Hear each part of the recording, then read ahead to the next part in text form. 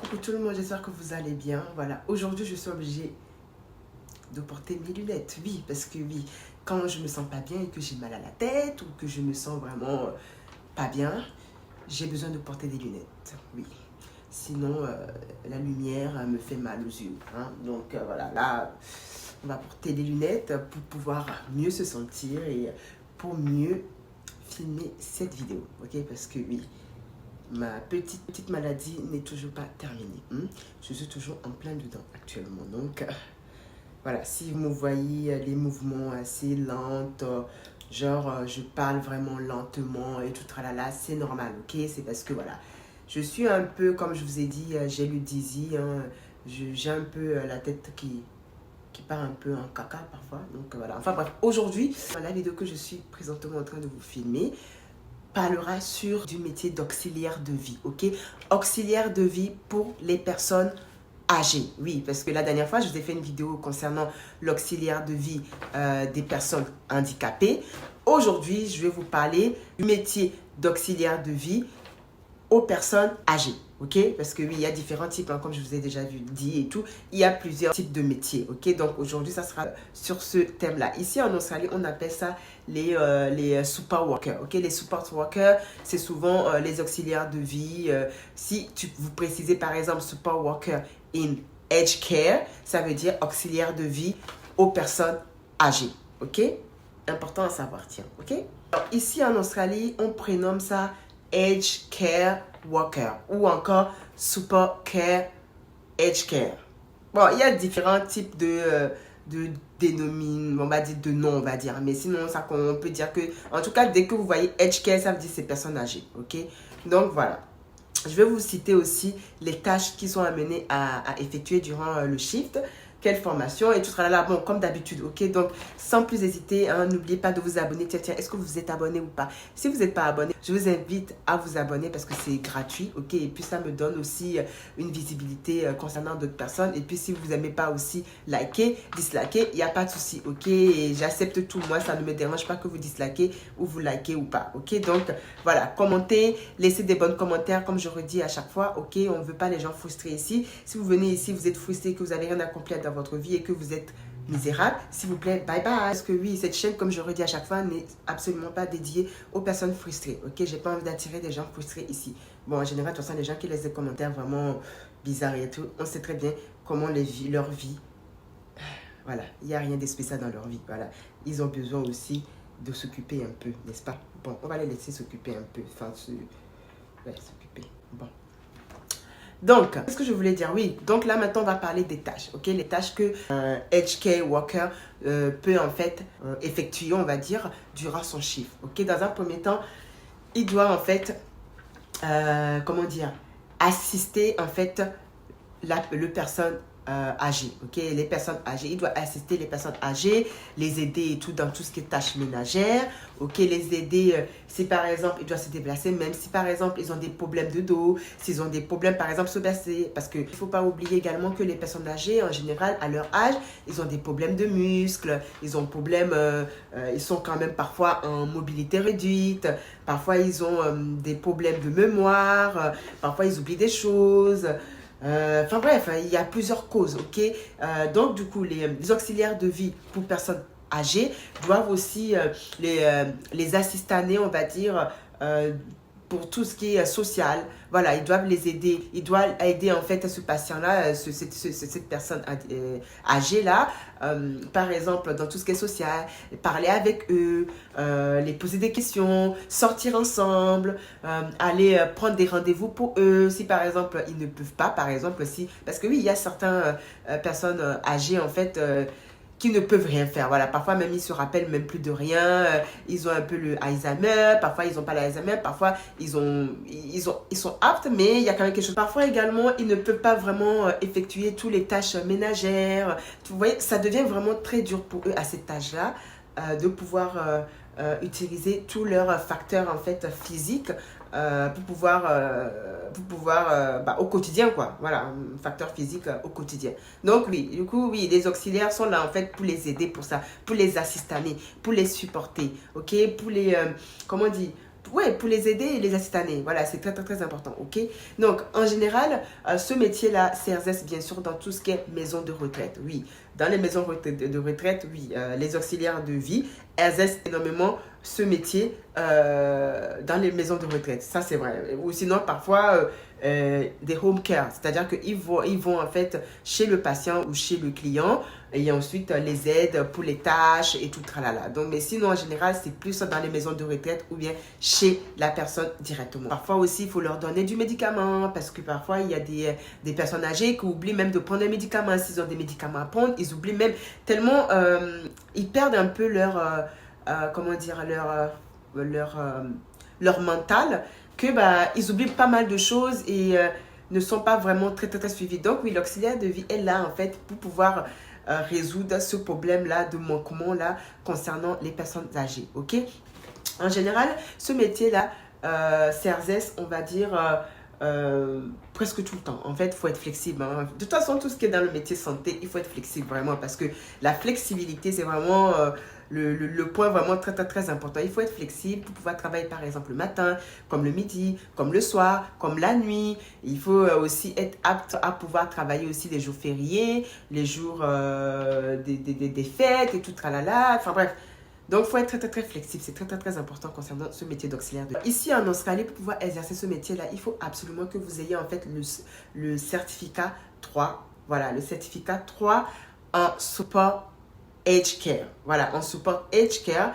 Ou sinon, vous devez aussi avoir le certificat, je crois, il me semble, c'est 5 ou 6 en Aging Support ou quelque chose comme ça. Mais en tout cas, la spécialité doit être un certificat dans le domaine des personnes, enfin, aide à la personne, aux personnes âgées. Je ne sais pas si vous comprenez ou pas. Aide aux personnes âgées. Donc, Aged Care, c'est très, très, très important pour pouvoir travailler avec les patients âgés et tout, tralala. Donc, c'est très, très, très important. Également, on vous demande aussi d'avoir bien sûr le first aid, c'est très très important, hein. Je n'ai même pas besoin de le répéter encore, le first aid, donc le premier secours. Il faut également aussi avoir le certificat NDIS. Hein. Bon, voilà. Oui, comme je vous avais déjà dit, hein, le NDIS, c'est vraiment concernant la conduite, c'est un certificat qui prouve que voilà, vous avez compris tous les conduites qu'il faut avoir en fait par rapport aux droits des handicapés ou des personnes âgées et tout, tralala. Bon, si vous voulez un peu plus de renseignements, allez sur Google, vous tapez NDIS, vous allez voir ce que c'est si vous comprenez anglais. Ensuite, également, ce qu'il faut avoir pour pouvoir exercer ce métier d'auxiliaire de vie pour personnes âgées en Australie, il faut également aussi parler anglais. Oui, l'anglais, c'est très, très, très important parce que même la formation, vous allez devoir parler anglais. Tout ce que vous allez faire sera en anglais. Donc, il faut parler anglais et aussi avoir plusieurs langues en plus. Donc, si c'est le français ou si c'est l'espagnol ou si portugais, vous voyez pourquoi moi c'est bien pour moi parce que voilà, j'ai apte à parler portugais avec les patients portugais, espagnol avec les patients espagnols et également aussi parler aussi français avec les patients en français ou en anglais. Donc oui, c'est vraiment un point positif à vraiment prendre en considération parce qu'il y a certaines entreprises, par exemple, ils recrutent vraiment les personnes avec ce genre ce type de personnes de qualification, par exemple, ou de compétences, voilà, qui est apte à pouvoir parler plusieurs langues. Ça aussi, ça m'a beaucoup aidé d'ailleurs pour mon emploi, mais ça m'a beaucoup aidé aussi. Le fait que je parle plusieurs langues, ça m'a beaucoup aidé. Et en plus, ça joue aussi, par exemple, quand vous avez votre certificat et tout, aussi à augmenter aussi votre paye. Parce que du coup, sur le marché, vous êtes peut-être la seule personne qui parle plusieurs langues, voire 5 langues, par exemple. Vous voyez ce que je dis ou pas? Donc, sur le marché, il faut monter le prix des... Ah oui, monter le prix. Oui, oui, oui. Donc, voilà. Également, oui, il faut aussi avoir l'assurance de la voiture, avoir le permis, bien sûr. Avoir également, quoi encore? Le permis de conduire, je l'ai déjà dit. Il faut aussi avoir quoi? Un téléphone, ça c'est très, très, très important pour pouvoir contacter s'il y a un cas de problème et tout, tralala. Voilà, de compétences. Voilà, oui, c'est très important. Alors, du coup, concernant cette formation de Aging Care, Aging Care Worker, en fait, ça coûte franchement, c'est pas cher. On va dire, ça peut commencer entre $5,000 jusqu'à $10,000. Ça dépend vraiment. Ça dépend vraiment, ça dépend également du rythme que vous voulez avoir et tout concernant cette formation-là. En général aussi, cette formation dure entre 4 mois jusqu'à 1 an. C'est vraiment en fonction de votre rythme, en fonction de votre rythme d'apprentissage et d'évaluation. Donc voilà, vous voyez, et puis la formation n'est pas chère. Vraiment, la formation est à la portée de tout le monde.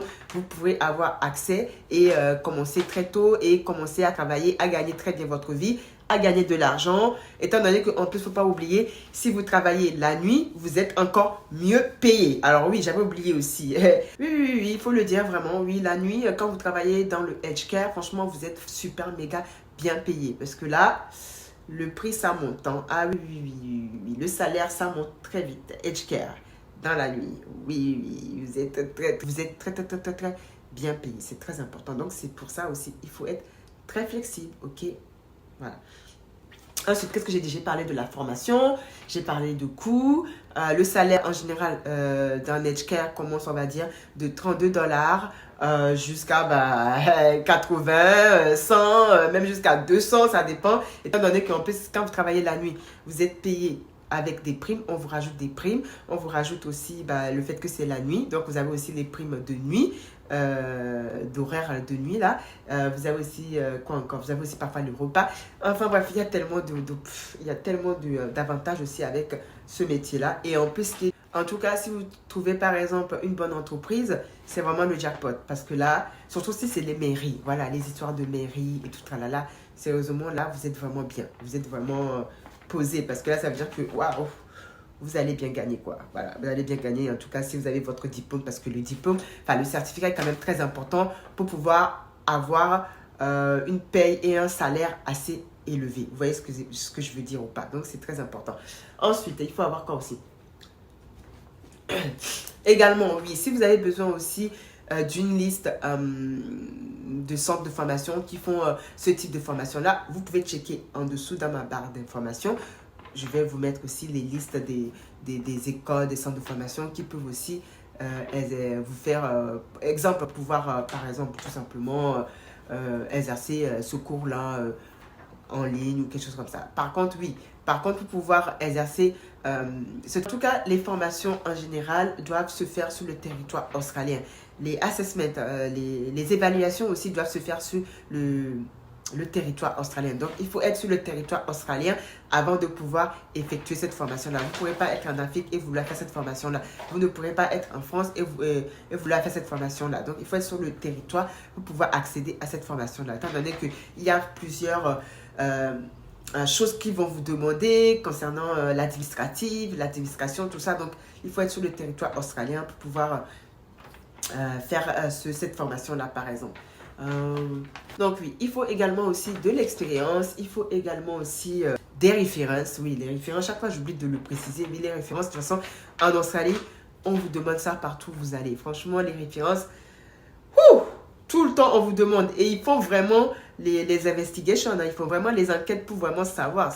Eux, ils blaguent même pas avec ça ici, hein. C'est incroyable. En tout cas, il faut ça aussi. Également, on vous demande aussi d'avoir le certificat du Covid, hein, de la Covid, hein, comme quoi vous êtes vacciné. Ça, c'est très important. Oui, oui. Ils vous demandent ça aussi. Et bien sûr, cet emploi, comme j'aurais dit aussi, est vraiment un high demand.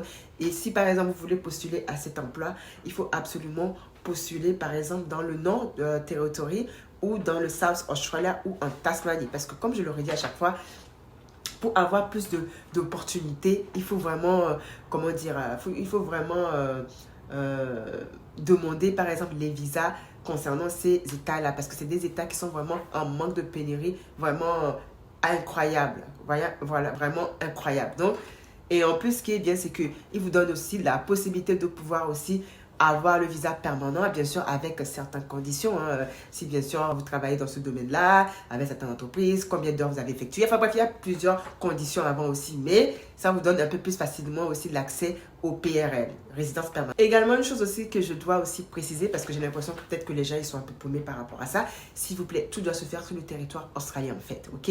Même les recherches d'emploi, c'est sur le territoire australien, ok? Donc, vous ne pouvez pas être en Afrique et dire que oui, vous voulez trouver un emploi en Australie. Il faut que vous mettez vos pieds en Australie avant, en fait. Sans ça, il n'y a rien, ok? Il n'y a rien. Quoique, il y a quand même une possibilité, oui, que je ne peux pas vous dire, mais dans ce cas-là, il faudra prendre un entretien individuel avec moi, parce que oui, comme j'aurais dit à chaque fois, je ne donne pas toutes les informations qu'il faut donner ici sur mon YouTube. Voilà, si vous voulez un peu plus de renseignements dans ce cas-là, il faudra prendre un entretien individuel avec moi. Donc, je mets le site internet, mon site internet dans la barre d'infos. Vous avez juste à checker prendre un entretien individuel avec moi et qu'on en discute et que je vous pose des questions, je vous analyse et puis je vous donne des réponses par rapport à vos questions que vous posez, ok? Donc voilà, je pense que la vidéo est terminée. Je vous dis du coup à la prochaine vidéo. Prenez soin de vous. En espérant également que bien sûr cette vidéo vous aura un peu éclairci, concernant ce métier, cet emploi d'auxiliaire de vie pour les personnes âgées, parce que la dernière fois j'ai fait une vidéo sur les personnes handicapées, ok? Donc la prochaine fois, ça sera une vidéo sur quoi encore? Il y en a encore d'autres, mais je ne sais pas exactement. Bon, vous allez voir les vidéos que je vais faire, donc restez connectés. N'oubliez pas de liker, de commenter, de disliker, parce que oui, on aime toujours quand même les haters. On vous aime quand même. Ah, merci. Grâce à vous, je suis encore là. Oh, merci. Donc voilà, et je vous dis à la prochaine, je vous dis à la prochaine vidéo. Ciao, ciao.